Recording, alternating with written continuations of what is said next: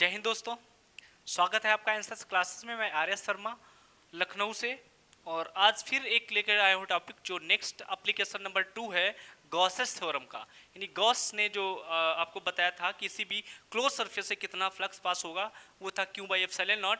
उसी के क्रम में उनका एक अगला एप्लीकेशन है जो है electric field due to the infinite charged metallic sheet. यानी अगर हिंदी में बात करें, कोई आवेशित चादर है, मतलब कोई एक प्लेट है जो कैसी है, इन्फिनाइट लेंथ की। इन्फिनाइट का मतलब ये नहीं कि आकाश से पाताल तक, इन्फिनाइट का मतलब है थोड़ा लंबा चौड़ा है, और वो चार्ज्ड है। मान लेते हैं यहाँ पर हमने पॉजिटिवली चार्ज एक प्लेट ले रखी है, तो इस प्लेट से किसी भी डिस्टेंस पे, जैसे सपोज डेट यहाँ पे एक पॉइंट मिल जाएगा P, इस P पे इलेक्ट्रिक फील्ड इंटेंसिटी कितनी होगी वो हम फाइंड करने वाले हैं इस वीडियो में। ठीक है, सेशन बहुत इंपॉर्टेंट है और इससे क्वेश्चन हर बार आता जरूर है, चाहे वो न्यूमेरिकल प्रॉब्लम हो चाहे इस पे हो, आ जाएगा। या इसको सीखने के बाद हम लोग जो आपका 4th या 3rd चैप्टर है कैपेसिटर, उसमें इसका डायरेक्टली यूज करेंगे। यानी जो इलेक्ट्रिक फील्ड यहाँ पे हम लोग प्रूफ करेंगे वो वहाँ पे यूज करेंगे। तो बहुत ही इंपॉर्टेंट प्रूफ है, लास्ट तक जरूर बने रहिए। और हाँ, लाइक तो जरूर कर दीजिएगा, क्योंकि बहुत ही गर्मी में मैं ये वीडियो बना रहा हूँ, और इतनी गर्मी के साथ आप सोच सकते हो मेरे पसीने की कीमत एक लाइक तो हो ही सकती है, तो प्लीज। तो चलिए देखते हैं कि अगर कोई हमारे पास एक चार्ज इन्फिनाइट चादर है, यानी सीट है, इससे कुछ डिस्टेंस पर कोई पॉइंट P है, वहां पे इलेक्ट्रिक फील्ड कितनी होगी। तो देखिए, ये हमारी चार्ज सीट थी, इससे कुछ मान लेते हैं R डिस्टेंस पे एक पॉइंट क्या था, P था। यहाँ पे डिस्टेंस हमने दिखाया नहीं, आप चाहो तो R डिस्टेंस दिखा देते हैं, ये डिस्टेंस। तो एक पॉइंट P था, यहाँ पे इलेक्ट्रिक फील्ड कितनी होगी वो हमें निकालना है। तो करते क्या है, गॉस की थ्योरम यूज करेंगे। तो सबसे पहले ये जान लीजिएगा, इस हमारी प्लेट पे कितना चार्ज है, Q चार्ज होगा, और उसका जो सरफेस चार्ज डेंसिटी है वो सिग्मा होता है। आपको बता दें, surface charge density sigma equal to होता है Q बाई A। ठीक है, इसको हमें याद रखना होगा। सरफेस चार्ज डेंसिटी हिंदी में इसको कहते हैं क्षेत्रीय आवेश घनत्व। ठीक है, तो और तो इस प्लेट से कुछ दूरी पर पॉइंट P है जहां पे इलेक्ट्रिक फील्ड फाइंड करनी है। तो मान लेते हैं इस चार्ज, चूंकि ये पॉजिटिवली चार्ज है, प्लेट कैसी है, पॉजिटिवली चार्ज है, तो बाहर की तरफ क्या देगी, इलेक्ट्रिक फील्ड देगी ना। तो बाहर की तरफ इलेक्ट्रिक फील्ड जाएगी। तो इस पॉइंट पे हमने एक छोटा सा फिर से एक एरिया ले रखा है, और इसके अपोजिट साइड एक हमने P डैश पॉइंट ले रखा है, ये लेना पड़ेगा।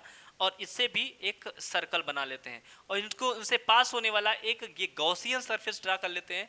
ये क्या है, हमारी गॉसियन सरफेस है, और ये सिलेंड्रिकल ड्रा किया जाता है। ऐसा ड्रा करते हैं कि दोनों पॉइंट्स कहाँ पड़ते हैं, इसके एंड्स पे, यानी इनके किनारों पे पड़ते हैं। ठीक है, अब देखिए, तो ये फिर एक सिलेंडर बन गया। तो इससे ये जो पॉइंट्स हैं, मान लेते हैं इनसे फ्लक्स पास होगा, बट अब यहाँ पे इनसे फ्लक्स पास होगा, लेकिन इनसे कोई फ्लक्स नहीं पास होगा। क्यों, आप ध्यान से देखिए, जो इलेक्ट्रिक फील्ड्स अगर लाइंस हैं, अगर वो ऐसे निकल रही हैं, तो इस अगर लेयर पे बात करेंगे, सरफेस पे बात करेंगे, इलेक्ट्रिक फील्ड इस डायरेक्शन में, इस डायरेक्शन में मान लेते हैं इलेक्ट्रिक फील्ड, और ऊपर की तरफ क्या होगा, एरिया वेक्टर, क्योंकि एरिया जो होगा वो सरफेस ऊपर की तरफ ही दिखाएगा नॉर्मल।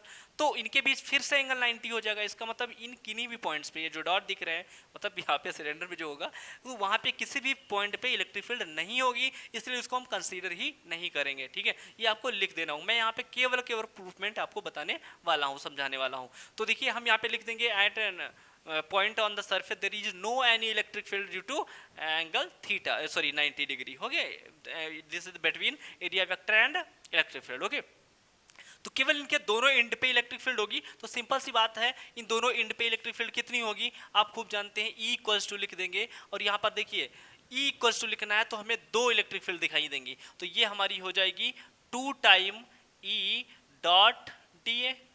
ओके, देखिए मैं यहाँ पे A ले रहा हूँ, DA ले रहा हूँ, आपकी कुछ बुकों में DS भी होगा, तो कंफ्यूज नहीं होना है। ठीक है, चाहे DS को हो चाहे DA को हो, है तो एरिया वेक्टर ही।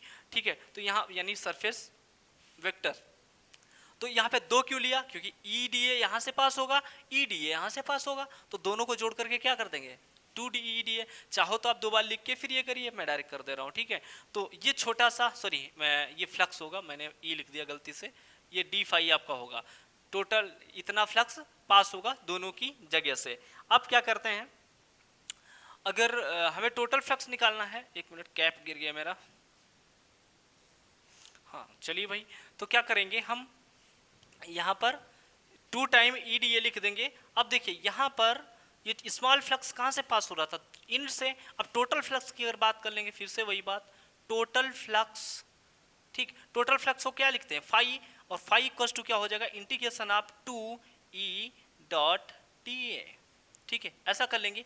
अब आपको पता है यहाँ पर 2 तो बाहर आ जाएगा, 2 को बाहर ले लेते हैं, EDA इनका डॉट प्रोडक्ट है तो इसको हो जाएगा EDA cos व्हाट 0, क्योंकि इन दोनों एंड पे क्या है, दोनों एंगल्स मतलब E और DA के बीच का एंगल कितना है, 0 है, तो आपको यहाँ पे क्या ले लेंगे, 0 cos 0 आपको पता है, जैसा कि cos 0 क्या होता है, ये 1 होता है, तो ये आ जाएगा 2E और अंदर क्या रहेगा, ये 1 हो जाएगा, अंदर रहेगा DA और DA का जो इंटीग्रेशन होगा वो हो जाएगा A, ठीक है। तो ये हमारे पास आ चुका है फाई, ये क्वेश्चन नंबर 1, ठीक है। ये क्वेश्चन नंबर 1 बना लेते हैं। अभी हमने पिछले प्रूवमेंट में सर आपने देखा होगा, तो उसमें मैंने बताया था कि ये काम हमेशा आपको करना है, इतना छोटे से एलिमेंट्री का एरिया। तो इतना एरिया आ जाने के बाद, यानी सॉरी फाई आ जाने के बाद इसको क्वेश्चन नंबर 1 मान लेंगे। उसके बाद आप लगाएंगे Gauss theorem, but by Gauss's theorem. तो भाई गॉस थ्योरम का यूज करना जरूरी है, क्यों, उन्होंने बताया था। तो गॉस थ्योरम क्या कहती है, ये कहती है phi equals to Q by epsilon naught flux pass होगा। हमने निकाला है कितना फ्लक्स पास होगा, 2EA, बस गॉस ने कहा कि उससे कितना फ्लक्स पास होगा, phi equals to Q by epsilon naught, Gauss लाना था। तो अगर Q इससे, इसने कितना चार्ज घेर रखा होगा Q, तो उसको एप्सिलॉन नॉट से डिवाइड कर देंगे, इतना फ्लक्स पास होगा। तो बात इनकी भी सही है, तो हम क्या करेंगे, इसको मान लेंगे और यहाँ पर क्वेश्चन नंबर 2 ले लेंगे, ठीक है। अब दोनों ही क्वेश्चन फाई की हैं, तो आपको अगर ये भी फाई की वैल्यू है, ये भी फाई की वैल्यू है, तो हमें क्या करना पड़ेगा, दोनों को इक्वल करना पड़ेगा, है ना, दोनों इक्वल करना पड़ेगा। तो ये LHS इक्वल है, तो RHS इक्वल कर देते हैं और हमें लिख देंगे फ्रॉम 1 and 2। 1 और 2 से अगर बात करें तो ये आ जाएगा 2EA equals to what, Q by epsilon naught, होगा, बिल्कुल होगा। अब क्या करते हैं, हमें यहाँ पे A की वैल्यू चाहिए, बाकी सब उधर भेज देते हैं। तो हमें यहाँ पर E चाहिए, तो ये आ जाएगा Q अपान 2A इंटू एप्सिलॉन नॉट आ जाएगा।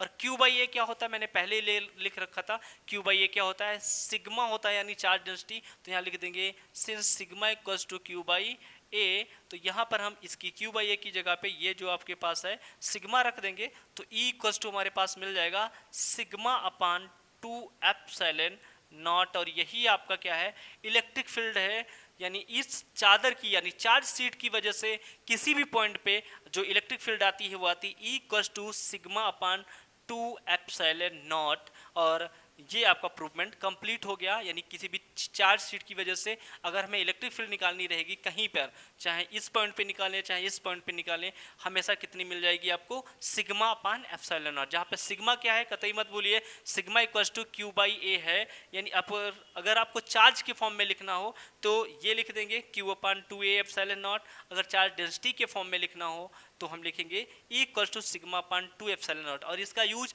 नेक्स्ट प्रूवमेंट में भी करेंगे, जहाँ पर हम फाइंड करने वाले हैं कि दो सीट, अगर दो चार सीटें रख दें तो इनके बीच में कितनी इलेक्ट्रिक फील्ड होगी, वो नेक्स्ट वीडियो में हम लोग डिस्कस करेंगे।